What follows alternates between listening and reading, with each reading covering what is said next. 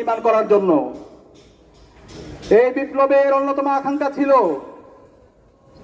চাকরির ক্ষেত্রে কোনো ধরনের কোটা থাকবে না, চাকরির ক্ষেত্রে কমিটির মাধ্যমে বাণিজ্যের মাধ্যমে কোনো চাকরি হবে না, চাকরি ক্ষেত্রে মামা খালু চাচাদের পরিচয় দিয়ে স্বজন প্রীতির মাধ্যমে কোনো ধরনের নিয়োগ হবে না।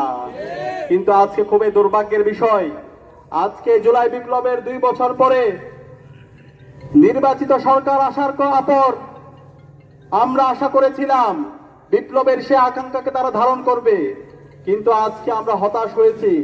আজকে নির্বাচিত হওয়ার 6 মাস পরে আমরা দেখতে পাচ্ছি পুরো ছাত্র সমাজের পেটে লাথি দেওয়ার জন্য বর্তমান সরকার বন্দোবস্ত করেছে। আমরা দেখতে পেয়েছি গত 3 আগস্ট শিক্ষামন্ত্রীর নেতৃত্বে একটি প্রজ্ঞাপন হয়েছে, সেই প্রজ্ঞাপন আমরা দেখতে পেয়েছি। এখন